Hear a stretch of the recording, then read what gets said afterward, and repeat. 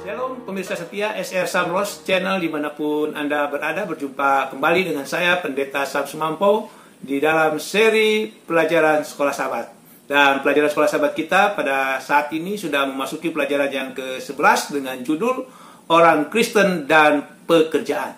Dan ayat intinya terdapat di dalam 1 Korintus 15 ayatnya yang ke-58.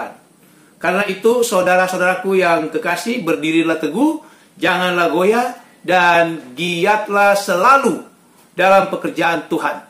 Ketahuilah bahwa pekerjaanmu dalam persekutuan dengan Tuhan tidaklah sia-sia. Mari kita tunduk kepala sebelum kita melanjutkan pelajaran Sekolah Sabat kita. Bapa di surga, pada saat ini kami kembali menghadap Engkau. Kami memohon urapan kuasa Roh yang Kudus pada saat kami akan belajar akan pelajaran Sekolah Sabat ini. Terima kasih Bapa, di dalam nama Tuhan Yesus. Amin. Saudara-saudara, pekerjaan adalah rencana Allah. Buktinya di dunia yang sempurna sebelum dosa, Allah memberikan Adam dan Hawa tugas untuk merawat Taman Eden. Kita bisa baca dalam Kejadian pasal 2 ayat yang ke-15. Jadi saudara-saudara, di dunia yang tidak berdosa pun, di mana tiada kematian dan penderitaan, umat manusia pun harus bekerja. Oleh karena itu, saudara dan saya diundang untuk memandang pekerjaan itu sebagai salah satu berkat dari Tuhan. Dan bagi orang Yahudi, seorang ayah yang tidak mengajarkan satu keterampilan kepada anaknya, kepada putranya, maka sesungguhnya ia sedang membesarkan seorang penjahat.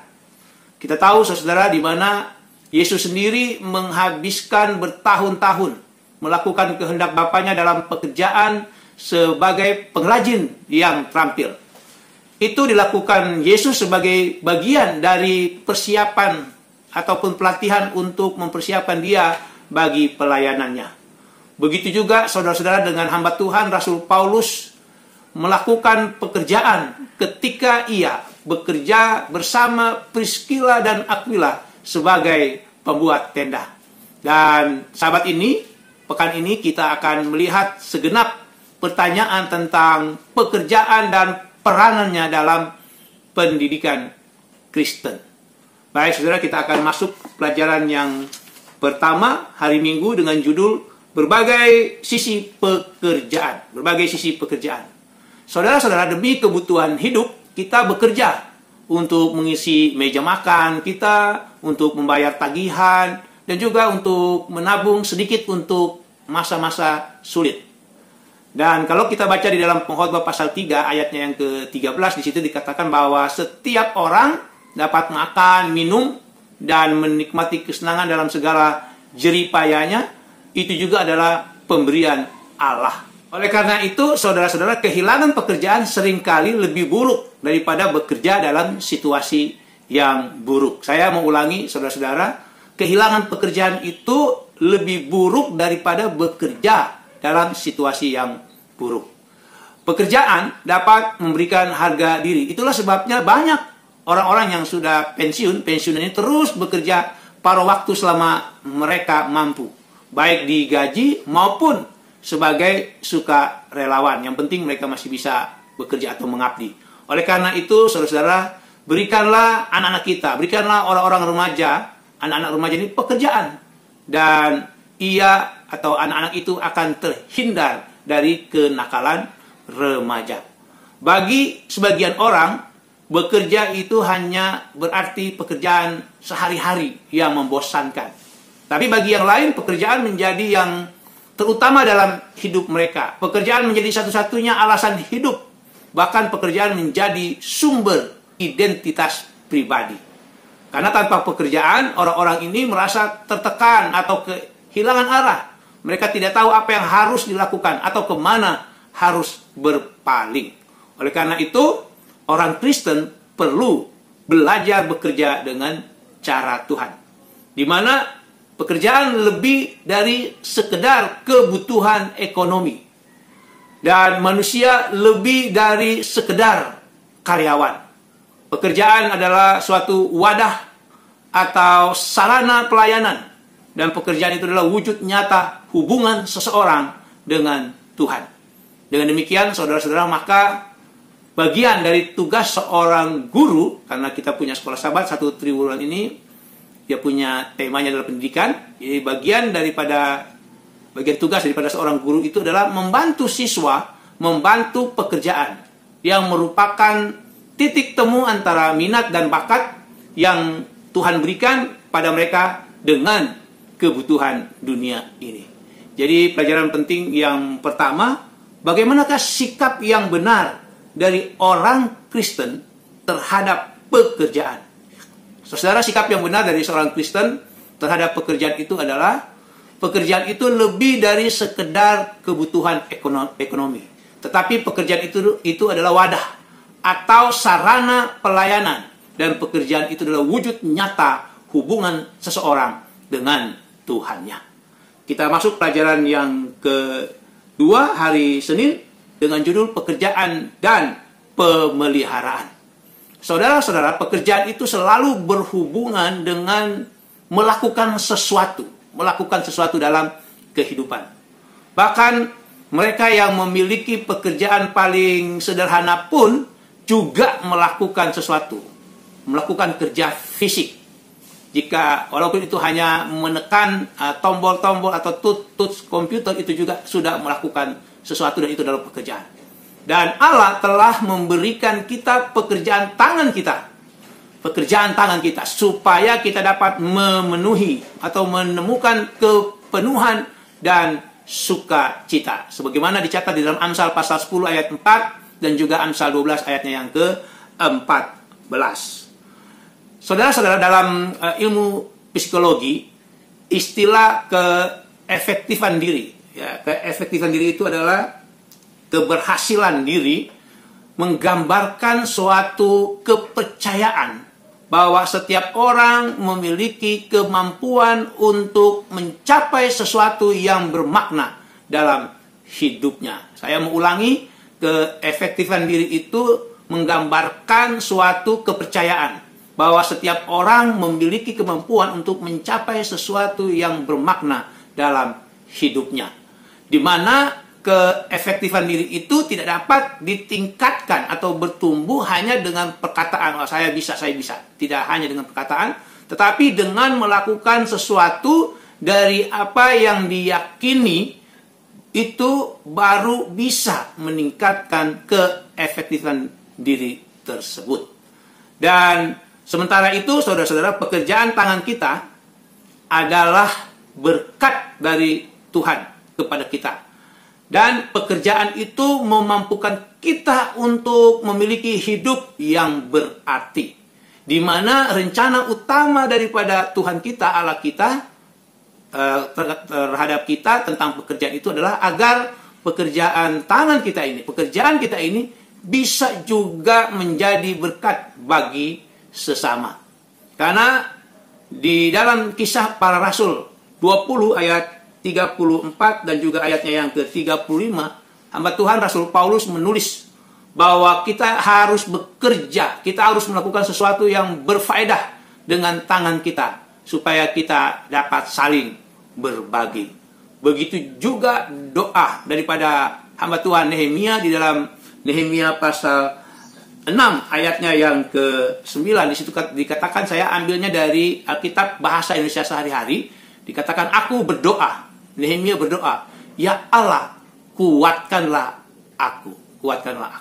Jadi pelajaran penting yang kedua, apakah rencana utama Allah terhadap kita sehubungan dengan pekerjaan? Apa rencana utama Allah terhadap kita sehubungan dengan pekerjaan? Rencana utama Allah untuk kita sehubungan dengan pekerjaan adalah bahwa pekerjaan itu merupakan berkat dari Allah. Dan pekerjaan kita bisa juga menjadi berkat bagi sesama. Kita lanjut pelajaran hari Selasa, pelajaran yang ketiga, pekerjaan dan kesempurnaan. Saudara-saudara, ketika Allah mengatakan kepada Musa di dalam Keluaran 25 ayat yang ke-10 sampai Keluaran 30 ayatnya yang ke-38 untuk membangun sebuah kemah untuk Tuhan, Allah memberikan petunjuk yang sangat detail, yang sangat teliti dalam pembangunan kemah tersebut. Saudara-saudara, bagi siapapun yang hidup dalam budaya mengembara, mendirikan tenda, mendirikan kemah itu adalah hal yang biasa. Sebagaimana dengan Musa. Musa dia bisa melakukannya dengan tanpa berpikir lagi. Dia bisa mendirikan tenda atau kemah. Hanya dengan refleks saja dia bisa mendirikan tenda atau kemah sambil memikirkan hal-hal lain yang jauh lebih penting. Tetapi saudara-saudara, bagi Allah, petunjuk yang detail, petunjuk yang teliti tentang membangun kemah pertemuan untuk Tuhan itu menunjukkan kesempurnaan untuk menghasilkan mahakarya. Kenapa? Karena Allah tidak menerima pekerjaan yang ceroboh. Saudara-saudara, meskipun standar pekerjaan dari Allah ini tampaknya sangat tinggi, tetapi Allah sendiri yang menyediakan. Allah tidak hanya istilahnya mendorong saja, berkata-kata saja, tetapi juga Allah menyediakan juga sumber daya manusia untuk mencapai standar yang tinggi di dalam pekerjaan itu. Saudara-saudara, kalau kita baca di dalam Keluaran 31 ayat 1 sampai ayatnya yang ke-6 dan juga Keluaran 35 ayatnya yang ke-30 sampai ayatnya ke-36, Allah sendiri yang memberikan keterampilan yang dibutuhkan oleh para pekerja untuk membangun kemah untuk Tuhan itu. Orang-orang tersebut dipenuhi dengan kuasa roh yang memberi mereka kemampuan dan pengetahuan dalam semua jenis keterampilan.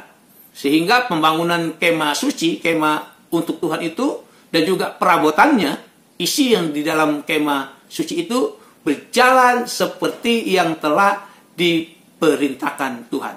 Sebagaimana yang dicatat di dalam Keluaran 36 ayatnya yang pertama. Saudara-saudara, karena itu meskipun kita telah jatuh dalam dosa, kita tidak beralasan untuk melakukan satu tugas dengan dedikasi yang kurang maksimal. Tuhan mengharapkan kita untuk selalu melakukan yang terbaik.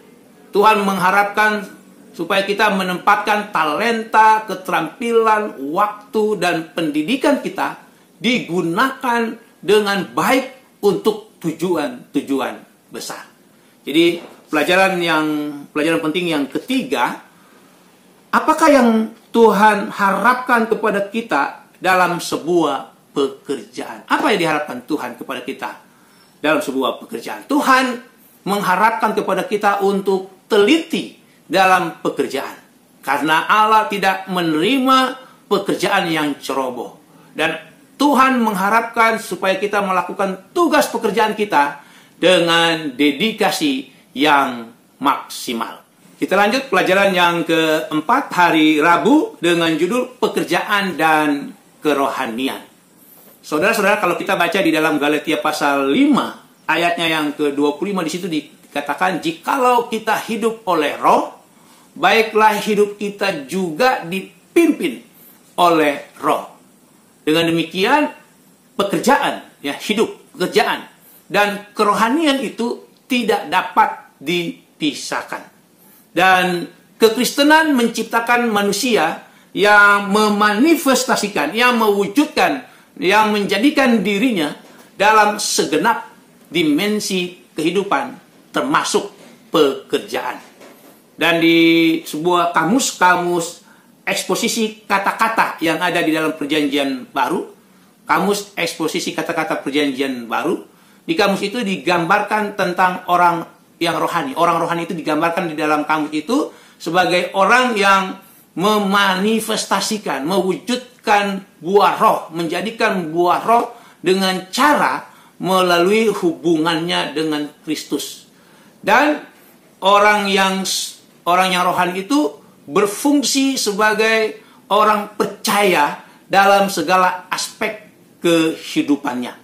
Oleh karena itu, kerohanian adalah sebuah jalan. Kerohanian itu adalah pola hidup daripada orang Kristen yang dimanifestasikan di dalam kehidupan dan pekerjaannya. Jadi pelajaran penting yang keempat, apakah hubungan pekerjaan dan kerohanian dalam kekristenan? Hubungan pekerjaan dan kerohanian adalah di mana kekristenan menciptakan manusia atau orang yang memanifestasikan dirinya dalam segenap dimensi kehidupan, termasuk pekerjaan. Dan pekerjaan dan kerohanian itu sangat berhubungan karena kerohanian adalah jalan, kerohanian adalah pola hidup dari orang Kristen. Kita masuk pelajaran yang terakhir, pelajaran hari Kamis dengan judul pekerjaan dan penata layanan. Saudara-saudara, Pengkhotbah 9 ayat 10 mengatakan segala sesuatu yang dijumpai tanganmu untuk dikerjakan, kerjakanlah itu sekuat tenaga. Saudara, ayat ini adalah nasihat Salomo, orang yang bijak mengenai penata layanan dalam setiap aspek kehidupan. Dan penata layanan itu terlalu sempit jika pengertiannya dibatasi hanya pada masalah uang. Saudara-saudara, penata layanan itu mengacu pada tanggung jawab untuk mengembangkan dan memanfaatkan dengan baik semua sumber daya yang tersedia, yang kita miliki. Rasul Petrus dalam 1 Petrus 2 ayatnya yang kelima menyatakan bahwa setiap orang memiliki karunia yang diberikan oleh Tuhan, oleh pencipta. Dan Petrus menyebut orang-orang Kristen yang diberkati itu sebagai imamat kudus. Imamat kudus dengan tanggung jawab kepada Allah atas pemeliharaan mereka, atas semua karunia yang Allah berikan. Seperti tadi, uang, waktu, tenaga, dan juga talenta ataupun bakat. Dan juga yang lain-lain. Tetapi saudara, ada salah satu kesalahan umum dalam kehidupan saat ini adalah kecenderungan untuk mengkotak-kotakan berbagai aspek kehidupan. Jadi kehidupan itu dipisah-pisah, dipilah-pilah.